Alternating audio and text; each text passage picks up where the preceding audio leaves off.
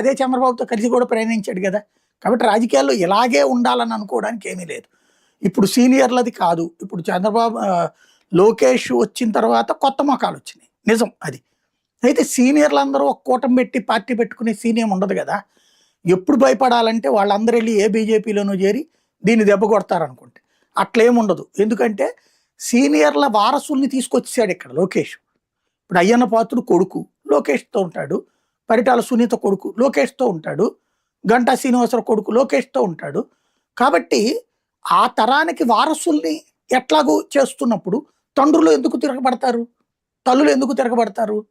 తమ బిడ్డలకు కూడా అవకాశం. ప్రతిభా భారతి కూతురు ఇప్పుడు ఉంది, అలాగే అశోక్ గజపతిరాజు గారి కూతురు ఇప్పుడు నడుస్తున్నది, బోమా నాగిరెడ్డి గారి కూతురు ఇప్పుడు వీళ్ళతో ఉంది, బైరెడ్డి వాళ్ళ కూతురు ఇప్పుడు వీళ్ళతో ఉంది. మరి ఇంకేంటి ప్రాబ్లం? కాబట్టి ఎందుకు వాళ్ళని ఏమన్నా ధిక్కరిస్తున్నప్పుడు అచ్చెన్నాయుడు గారి అన్న కొడుకే కదా రామ్మోహన్ నాయుడు, లోకేష్తోనే సాగుతున్నాడు కదా, ఇంకేం ప్రాబ్లం? కాబట్టి లోకేష్ ఎవరికి అన్యాయం చేయలే. ఇప్పుడు వాళ్ళకి ఇద్దరికి ఇస్తారా? తండ్రికి కొడుక్కి, తల్లికి కూతురికి ఇవ్వగలుగుతారా? అవకాశం ఉంటుందా? అట్లాగా ఉండదు కదా. కాబట్టి నువ్వా నీ కొడుక ఎవరో ఒకళ్ళు తెలుసు. ఇద్దరికి ఇస్తే అప్పుడు మూడో వాడు ఊరుకుంటారా? కార్యకర్తలు ఏమైపోతారు? ఇప్పుడు నియోజకవర్గం